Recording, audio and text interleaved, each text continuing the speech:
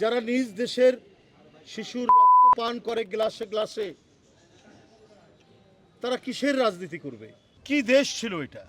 অনাচার, অবিচার, লুটপাট, এটা যেন লাইসেন্স দিয়ে দিয়েছিল শেখ হাসিনা, যে শুধু আমার ক্ষমতা ঠিক রেখে তোরা যা পারিস। যে প্রধানমন্ত্রী এই সুযোগ করে দেয়, সে তো প্রধানমন্ত্রী নয়, সে তো দস্যু দলের প্রধান ছিলেন তিনি। যে আন্দোলনের আমাদের শিশু কিশোর তরুণরা আত্মাহুতি দিয়ে একজন দানবীয় ফ্যাসিস্ট স্বৈরাচারকে পরাজিত করে তারা যে মুক্ত বাতাস ফিরিয়ে দিয়েছেন জনগণকে, তাদের দুইজন শহীদ, তাদের বাসায় এসেছিলাম। একজন মাসুদ রানা, আরেকজন তাহমিদ।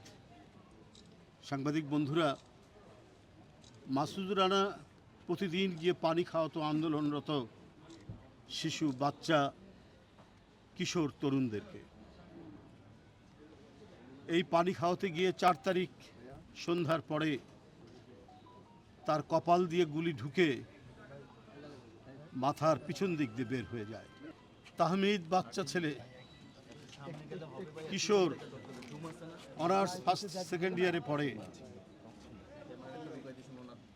তার জীবন কেড়ে নিয়েছে শেখ হাসিনার ফ্যাসিস্ট আইন শৃঙ্খলা বাহিনী। বিবেক বর্জিত পশুতে পরিণত করা হয়েছিল আইন শৃঙ্খলা বাহিনীকে।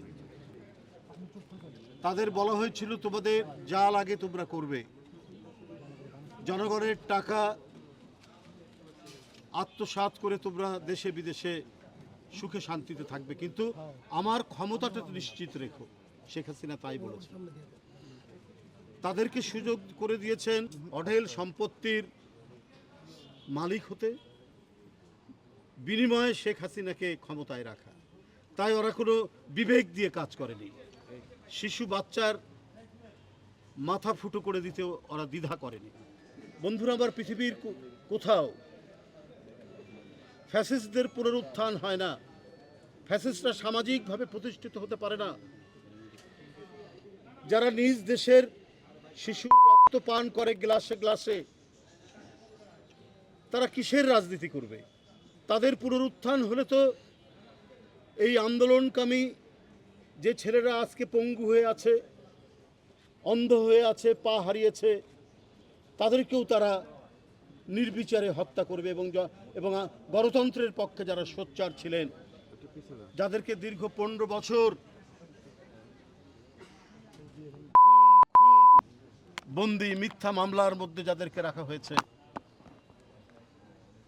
তাদেরকে নির্বিচারে তাদের উপর নেমে আসবে প্রাণ বিনাশী কর্মসূচি শেখ হাসিনার পক্ষ থেকে। কি দেশ ছিল এটা?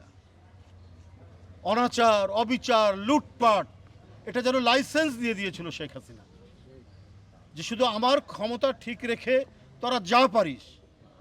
এই টাকা তো জনগণের টাকা।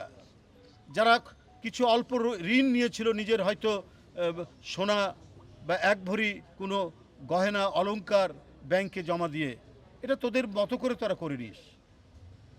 যে প্রধানমন্ত্রী এই সুযোগ করে দেয়, সে তো প্রধানমন্ত্রী নয়, সে তো দস্যু দলের প্রধান ছিলেন তিনি। মাফিয়া সিন্ডিকেটের প্রধান। মাফিয়া সিন্ডিকেট যেভাবে কাজ করে, তিনি সেইভাবেই কাজ করেছেন। কি তার মানে প্রশাসন, কি পুলিশ প্রশাসন, কি সিভিল প্রশাসন, প্রত্যেকটি জায়গায় তার যারা আশীর্বাদ প্রাপ্ত, তারা শত শত কোটি টাকা নিয়েছে।